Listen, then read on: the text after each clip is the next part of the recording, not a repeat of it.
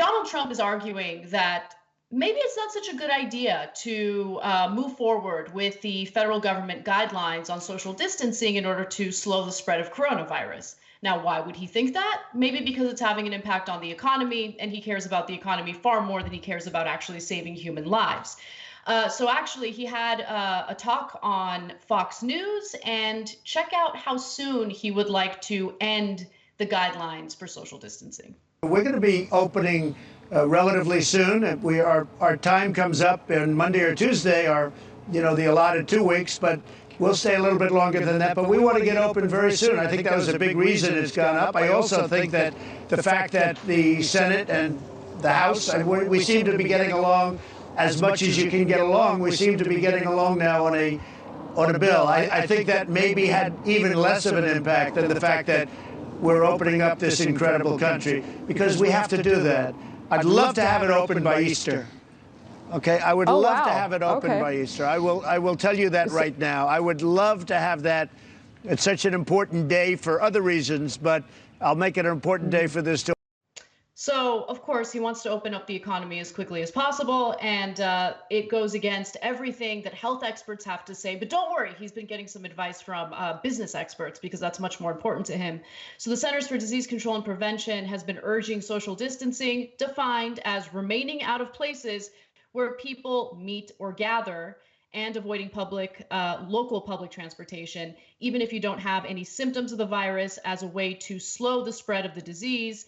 The CDC has recommended that no gatherings of 50 or more people take place for 8 weeks, and adults 65 and over stay home if possible. But the federal government actually addressed this by suggesting stricter guidelines, no gatherings of people, 10 people or more, right? And so they went even further than the CDC, but I think that was the right way to go. If we really want to stop the spread of this virus, and if we want to avoid overwhelming the healthcare system, this is what we need to do. This is what we need to do to save lives. That should matter more, but we have oligarchs running the country, so the economy is all that matters. Their damn stock portfolios, all that matters. Okay.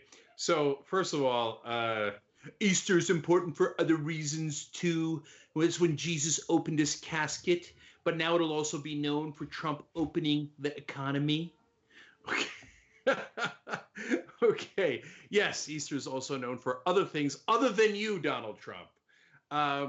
Later, Dr. Oz, of course, would ask him, on what medical advice would you set the date of Easter? He's like, well, we'll have to see how that goes. So of course he's just pulling a date out of his, what. And by the way, putting it on actual Easter is a terrible idea, because then everybody will gather in the churches, where then you could spread the disease more. So, but he doesn't have any of the details planned. He has no idea what he's basing it on. Is there some, medical update that he would have to see for him to pull the trigger on it being Easter? Would he rely on some experts? Which experts? Is there any metrics that we could look at to see what would precipitate that turnaround? Look, everybody wants to eventually be able to go back outside. I mean, at a bare minimum, we're all going stir crazy, let alone the damage to the economy. We're all cognizant of that. But we have to have some rational, scientific, medical reasons that allows us to say, hey, you know what? Now we think it's safe enough. And remember, as we said on yesterday's show, if everybody goes back to work and then we have another round of the virus, you did not help the economy, you hurt the economy, because then you got to self-quarantine again, and it goes in waves rather than hopefully getting it over in one shot. No, let's just stop wasting our time sugarcoating anything, because the truth is, a lot of people are going to die, okay? We have an incompetent moron running the country, and he is being advised, Cenk. Are you kidding me? Of course, he takes advice. He takes advice from a person named Wall Street. Like, he doesn't care about the medical experts surrounding him. And it's hilarious because he is surrounded by medical experts, right, who are trying to dissuade him from, quote unquote, opening the economy back up, which would, again, lead to this virus continuing to spread. It would needlessly make this process drag out longer than it needs to. And people are going to die when you could save lives by just doing what you need to do as a leader, right? But he's not interested in being a leader.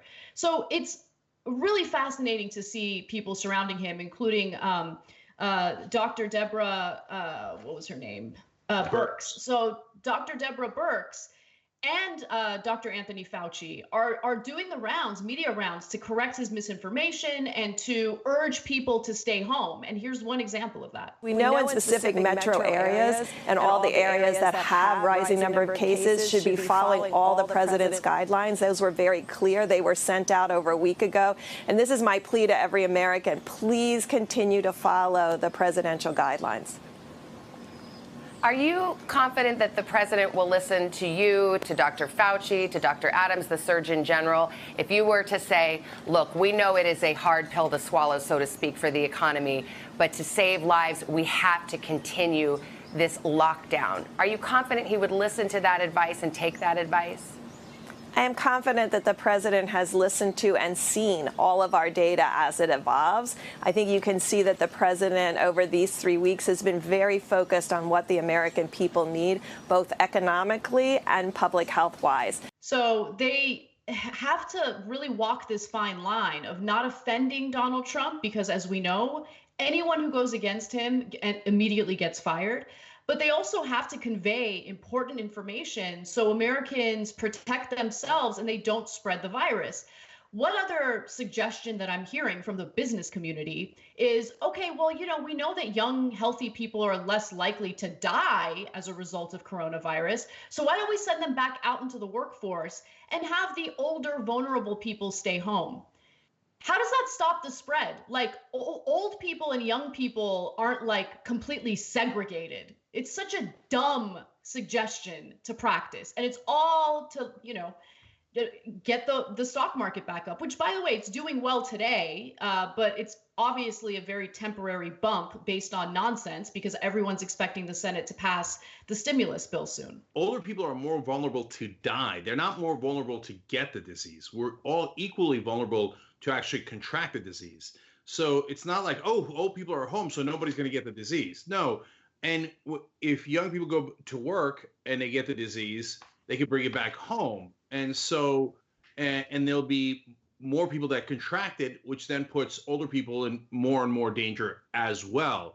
So that's not really how it works. And what I'm worried about with Donald Trump is, it's not just that he would lift the idea of social distancing, whether it's in 15 days or by Easter.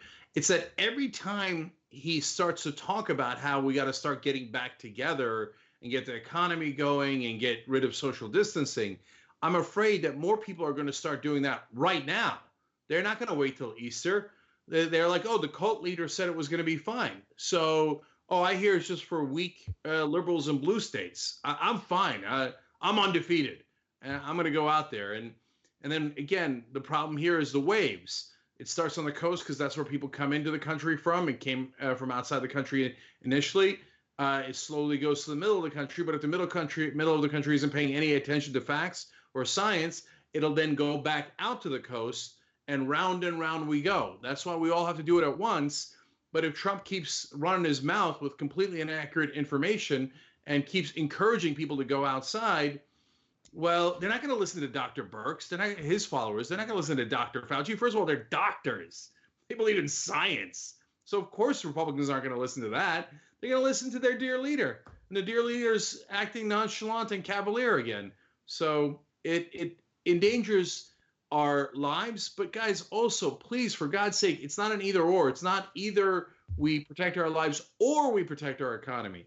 If we endanger our lives, it further endangers the economy. It doesn't help the economy anyway. I know, but by making that point, you're asking, members of Trump's base and the Trump administration to think ahead and have an actual thought process that's intelligent and well-meaning and, will yield the best results. Trump is a fly-by-night, shoot from the hip type of guy. He doesn't value human lives. The only thing Donald Trump values is his pocketbook. That's it. Our system, it's funny, he was quoted as saying this, and I just thought it was such an interesting statement because, look, he says our country wasn't built to be shut down. This is not what the country was built for. It was not built to be shut down, right? Okay, it wasn't built to be shut down. He's actually right. That was a fascinating, honest moment for Donald Trump, because our system is not meant to protect us during a pandemic, because protecting Americans is not profitable. It's just not, right? In the short term, everything is about short-term gain. It's not about what's best in the long term, both for the economy and for human lives. Anyway, right. I hate everyone. Like, it's just, it's so it's so disgusting to see the type of behavior that we're seeing right now by members of the media, and also, you know, people who have been elected to represent us, much more concerned, again, about their stock portfolios as opposed to stopping and slowing the spread of this pandemic. All right, to give you a sense, guys, last thing on this, to give you a sense of why people are so concerned and what does it mean people's lives are on the line, other than the obvious of they contract this disease and then they die. It's the ventilators, for example. So in New York, they're saying they need 40,000 ventilators because you have the people that normally need ventilators for getting sick for other reasons, right? And now you add the pandemic on top. And if people stay inside, less cases come at the same time. And then the number of ventilators we have a better chance of being enough for the new patients and the old patients. But if Governor Cuomo is right, and you have about 4,000 ventilators, but you need 30,000 ventilators, and FEMA sends in just 400 the other day, which is nothing, well, then he's asking, who's going to make the decision on which 26,000 people are not going to get a ventilator, and a lot of whom are going to die on the spot? So that's what's at stake here as Donald Trump and his rich Republican friends obsess about their stock portfolio.